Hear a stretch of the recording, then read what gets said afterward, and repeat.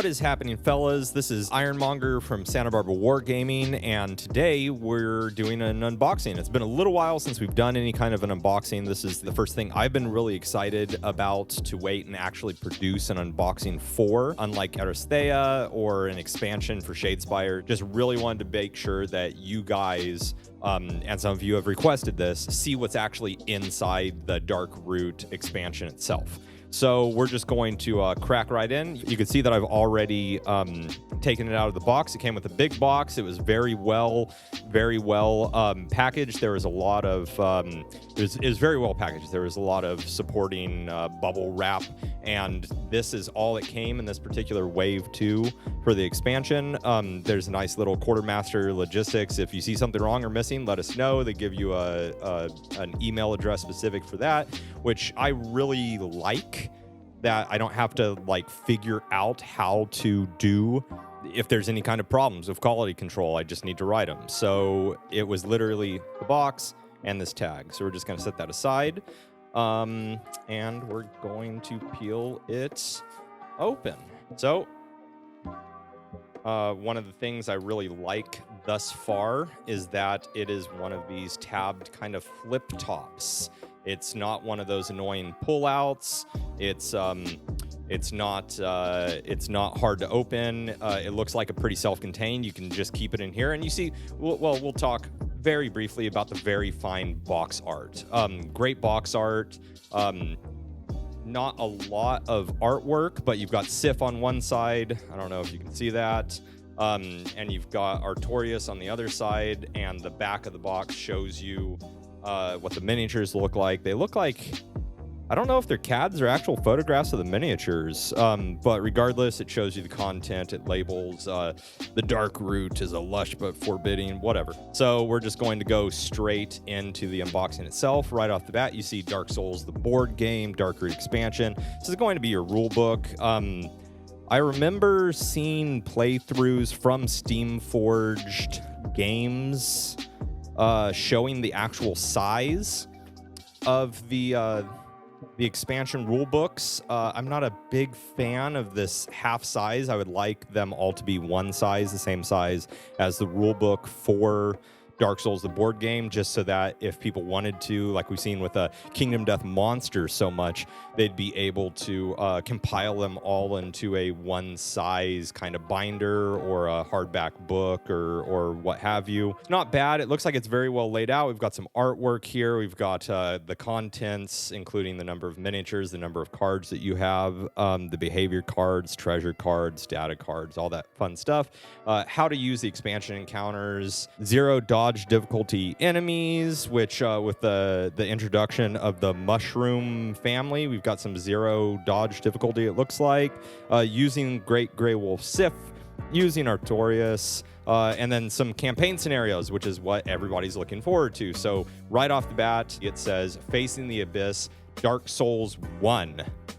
So it's already starting instead of like Dark Souls 1 and Dark Souls 3, where you had basically, you could tell it was 1 and 3, but the campaign didn't specify. This specifically says Dark Souls 1, gives you a little description, gives you the sections, and Hydra Lake level 3 encounter. We've got level 3 encounters, Artorias main boss, and then there's the back.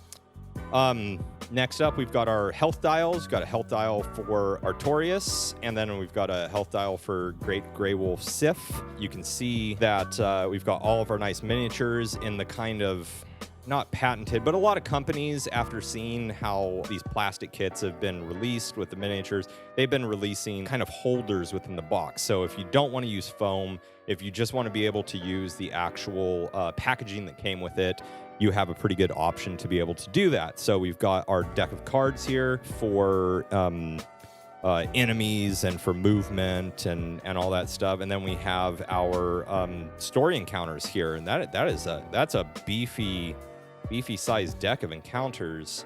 Oh God, I hope I didn't just cut that Black Lotus. So right off the bat, we've got Artorias. Probably not going to show too much. And then we have his behaviors here. He looks like he's pretty solid. 3 armor, 3 magic resistance. He heats up at 15.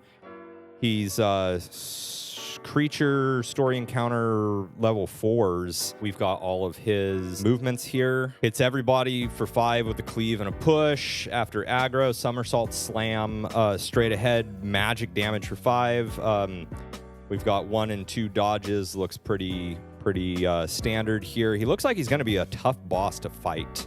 He looks like he's going to be hard. So we've got Wrath of the Abyss, which is just straight up 2 range in his entire art. It's 6 magical damage cleave. So there's a ton of cards, or 16 attack cards that we have just for Artorias. Great Grey Wolf Sif, 2 physical, 3 magical resistance, heats up at 19. Well, I haven't looked at his stats at all. I kind of wonder if he's got more health or if he just heats up faster. As you can see, we've got in the lower right-hand corner, English. Anyways, it's English. It apparently also comes with German, Spanish, French, Italian. Oh my god. Dashing Slice. 2 to dodge, does 7 damage with a cleave and pushes, or moves for 2, pushes 7 damage with the cleave, and that's not even a heat up. This is gonna be rough, folks. It's got another image. We didn't really go over the rules, and we're not going to go over the rules that much. This is just an unboxing. I don't know what that image is. It looks like a shield and has an arrow pointing into the shield. We'll probably have a podcast, maybe our special double-length episode 50 of Anything But, where we'll really get into the specifics of how some of these new rules work. Okay, and so the other enemies, so that's Sif, and that's Sif's behavior deck. And then we have our other enemies: Shears, Scarecrows, Plow Scarecrows, Demonic Foliage, Stone Knight, Stone Guardians. I cannot wait to paint up the Stone Knight, the Stone Guardians, and the Mushroom Parent and Mushroom Child, who have 0 dodges. So you can dodge on a 0 with them, I guess. Maybe it's just a way to do stamina, or can't dodge at all. I don't know. So the actual encounter deck and treasure deck, and that's it, the mini cards, it looks pretty beefy. It looks like it greatly expanded the options that you can actually have in the game here. So some of the encounter locations we have: Wild Glades, Misty Woods, Blackroot Well, Leafy Grotto, Overgrown Caves, Fearful Woods, Haunted Ruins. Wow, this is a lot of new locations. Stone Hollow, Black Bog, Boggy Hollow, Murky Roots, Withered Thicket, Sodden Mire, Corpse Light Fens, which is a level 3 encounter, I think. Abandoned Tower, Desolate Hinterland, Hydra Lake, Dark Woods. I think that they're all up to 3s. Oh god. I think that they're encounter level 3s. I know that there's some 4s in here as well that I heard, but we'll find out. And then some of the new treasures that we got: Mannequin Claws, awesome. Antiquated Robes, Stone Knight Armor, orange and a blue, nice. Great Sword of Artorias, Cursed Great Sword of Artorias. So you're starting to get different types of weapons, kind of like you would have a Cursed Great Sword, or you would have in like Bloodborne, not to go off on a tangent of Bloodborne, but you would have like the Uncanny Burial Blade, and then the Cursed Burial Blade or whatever. Dark Silver Tracer, Gold Tracer, Stone Knight Great. Anyways, a lot of new equipment options.